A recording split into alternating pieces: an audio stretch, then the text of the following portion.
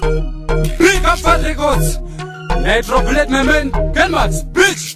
Ayo, FG's 2010. Gore rinonde rangu, nazine zedu samukoma mutuku. Anibonye baziri kufaya, manda une marasa likujamba. Ndakasimba palika engineer Scania, mukandide na watotanga Resomania. Nichatambiri kutosika kuTanzania, iya broku wapana vanopaisa.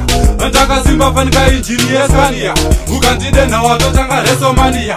Nichatambiri kutosika kuTanzania, iya broku wapana vanopaisa. Saka pese panondona notoshwarenda pa bingse press kundiona chiti mwara nanyacha.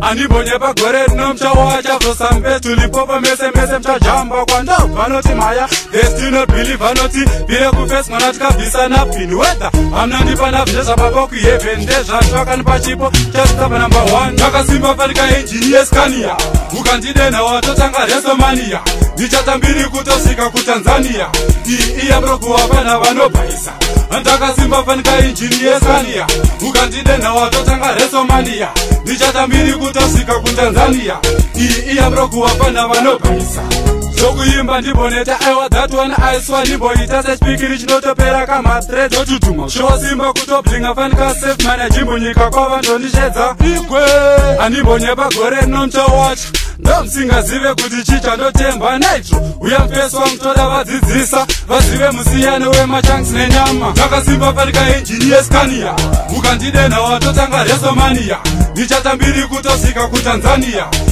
iya broku wapana vanopaisa Ndakasimba palika engineer Scania mukandide na watotanga Resomania nichatambiri kutosika kuTanzania iya broku wapana vanopaisa ndine kabhachi kane event kanonyanyorohwa nemalegends kavetisa kana kupera pent ndiko kakaita Rihanna ade Justin Malenda kaske muno ndeke diaspora kakatengwa nemahisa kwete zimdora kana dziisa muviri kuchitonhora pandokarova megran shedza ndakakora Ndakasimba palika engineer Scania mukandide na watotanga Resomania nichatambiri kutosika kuTanzania iya broku wapana vanopaisa Ndakasimba palika engineer Scania mukandide na watotanga Resomania nichatambiri kutosika kuTanzania iya broku wapana vanopaisa